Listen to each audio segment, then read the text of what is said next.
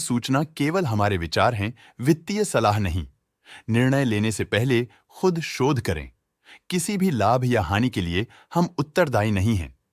आज हम देख रहे हैं अपोलो हॉस्पिटल्स एंटरप्राइज लिमिटेड के 2025-26 Q1 की standalone financial performance. Starting with the sales, पिछले क्वार्टर से सेल्स में 4.5% का इंक्रीज हुआ है, मगर कंपनी ने पिछले साल के मुकाबले 12% का सेल्स इंक्रीज रिपोर्ट किया। Expenses 4.5% quarter on quarter increase हो गए हैं, जो साल भर के 10.5% के राइज के साथ अलाइन करता है। क्वार्टरली एक्सपेंसेस के कंपैरिजन में सेल्स इंक्रीज होना दिखाता है कंपनी ने अच्छा परफॉर्म किया। ईयरली कंपैरिजन दिखाता है कि कंपनी ने इस साल अपनी परफॉर्मेंस में सुधार किया है। ऑपरेटिंग प्रॉफिट, जो पिछले साल के कंपैरिजन में 16% अप हुआ है, quarter on quarter around 5% increase हुआ है। Operating profit margin OPM annual basis पे 1% से इंक्रीज हुआ है और पिछले क्वार्टर के कंपैरिजन में 0% से इंक्रीज हुआ है। एक्सेप्शनल आइटम्स को ऐड करके अदर इनकम पिछले क्वार्टर के कंपैरिजन में -64.5% गिर गई, बावजूद इसकी ईयरली ग्रोथ 19% हुई है।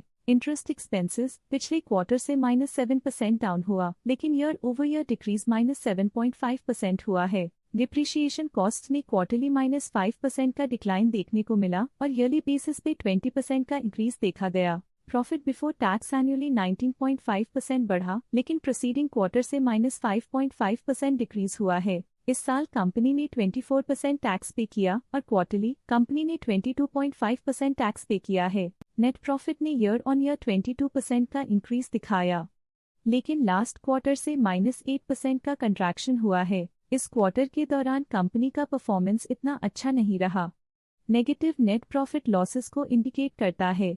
वहीं अगर एनुअल एनालिसिस की बात करें तो इस साल कंपनी का परफॉर्मेंस अच्छा रहा। अर्निंग्स पर शेयर EPS में साल भर में 4% का इंक्रीज देखा गया, लेकिन क्वार्टरली में 8% की गिरावट भी नजर आई। इस क्वार्टर में कंपनी का EPS इतना अच्छा नहीं रहा। नेगेटिव प्रॉफिट कमजोर एफिशिएंसी को दिखाता है। अपोलो हॉस्पिटल्स एंटरप्राइज लिमिटेड के फाइनेंशियल स्नैपशॉट को रिव्यू करते हुए कुछ मुख्य ट्रेंड्स सामने आए हैं जो कंपनी की परफॉर्मेंस पे रोशनी डालते हैं। जून 2022 से जून 2025 तक अपोलो हॉस्पिटल्स एंटरप्राइज लिमिटेड की फाइनेंशियल जर्नी में सबसे पहले बात करते हैं सेल्स की। इस साल सेल्स में 12% की वृद्धि हुई है और पिछले 4 सालों में -2% की गिरावट हुई है, जो हाल ही में सुधार को दर्शाता है। 2 साल पहले के टेम्पररी डिप के बाद सेल्स में वृद्धि ने फिर से रफ्तार पकड़ी है, जो बाजार की साइक्लिकल नेचर को उभारती है। अब बात करते हैं एक्सपेंसेस की। इस साल एक्सपेंसेस में 13.5% की बढ़ोतरी हुई है, लेकिन पिछले 4 सालों में एक्सपेंसेस में -8.5% की गिरावट भी हुई है। इस साल हालांकि एक्सपेंसेस सेल्स से थोड़ा ज्यादा बढ़े हैं, मगर ग्रोथ रेट्स का करीब होना स्टेडी ऑपरेशनल कॉस्ट को दर्शाता है। ऑपरेटिंग प्रॉफिट का सफर स्टेडली ऊपर चढ़ रहा है, इस साल 8% की बढ़ोतरी के साथ और पिछले 4 सालों में 26.5% का नोटिसेबल राइज हुआ है। पिछले 3 साल से ऑपरेटिंग प्रॉफिट लगातार बढ़ रहा है, जो कॉस्ट मैनेजमेंट और ऑपरेशनल कुशलता को दर्शाता है। नेट प्रॉफिट का सफर ऊपर की ओर चल पड़ा है। इस साल 29% की चढ़ाई के साथ पिछले 4 सालों में 59.5% की शानदार वृद्धि हुई है। पिछले 3 साल से नेट प्रॉफिट लगातार बढ़ रहा है, जो फाइनेंशियल हेल्थ को मजबूती देते हुए इन्वेस्टर्स का ध्यान आकर्षित करता है। इस साल EPS में -3% की कमी के बावजूद लंबी अवधि में देखा जाए तो 20% की मजबूत वृद्धि हुई है। इस साल EPS में कमी आने के बावजूद पिछले सालों की ग्रोथ कंपनी की मजबूत ओवरऑल परफॉर्मेंस को अंडरलाइन करती है। चलिए अब बात करते हैं शेयर होल्डिंग पैटर्न की। अपोलो हॉस्पिटल्स एंटरप्राइज LT की शेयर होल्डिंग रिपोर्ट्स कुछ इस प्रकार की हैं, जो अननोन 2025 के तक चलता है। ये रिपोर्ट कंपनी के शेयर्स की डिटेल्ड जानकारी देता है, जिसमें promoters, promoter groups, foreign investors, public investors और सरकारी एंटिटीज शामिल हैं। पब्लिक द्वारा हेल्ड शेयर्स का परसेंटेज 5.4% से इंक्रीज होकर 2025 के में 5.6% तक का इंक्रीज से देखा गया।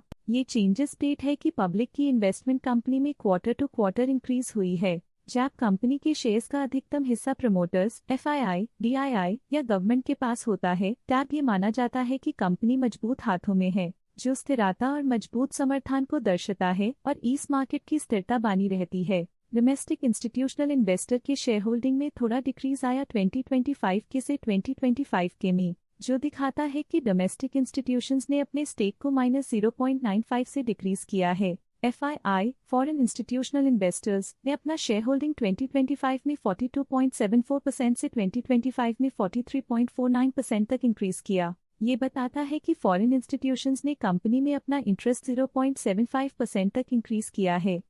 ये था कंपनी का करंट शेयर होल्डिंग पैटर्न। चलिए देखते हैं कुछ इंटरेस्टिंग प्रमोटर डील्स जो हाल ही में कंप्लीट हुई।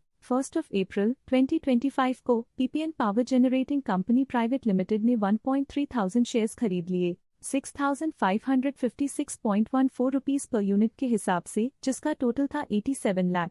इन सभी ट्रांजैक्शन से हमें समझ में आता है कि किस तरह के इन्वेस्टमेंट्स ने इस क्वार्टर में प्रभाव डाला है। आइए नजर डालते हैं कुछ प्रमुख एफआईआर ट्रांजैक्शंस पर जो मार्केट के डायनामिक्स को रीशेप कर रही हैं। 14 जुलाई 2025 को स्टेट स्ट्रीट मिसाई एक्वीएक्स यूएसए इमी screen non lending common trust fund ने 18,800 शेयर्स खरीदे 7,189.5 रुपीस पर यूनिट के हिसाब से, जिसका टोटल 13.5 करोड़ था।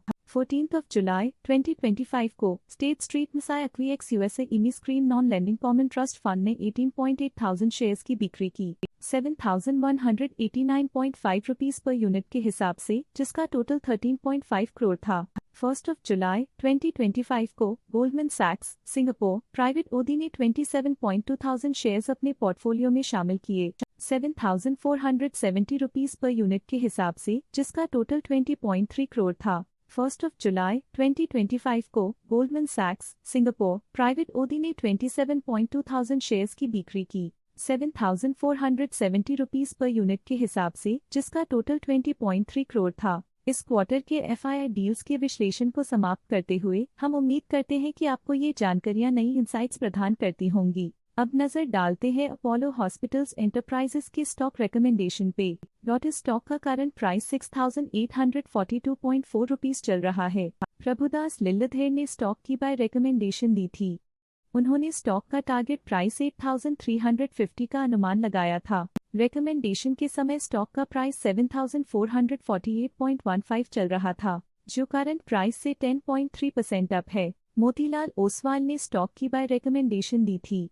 उन्होंने स्टॉक का टारगेट प्राइस 8,050 का अनुमान लगाया था। रिकमेंडेशन के समय स्टॉक का प्राइस 6,878.2 चल रहा था, जो करंट प्राइस से 17.4% अप है। जियोजित फाइनेंशियल सर्विसेज ने स्टॉक की बाय रिकमेंडेशन दी थी।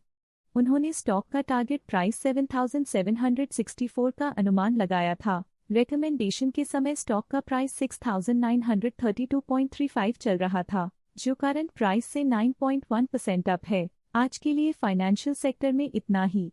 देखने के लिए धन्यवाद। स्टॉक लेटेस्ट न्यूज अपडेट के लिए चैनल को सब्सक्राइब करें और वीडियो को लाइक एंड शेयर करें।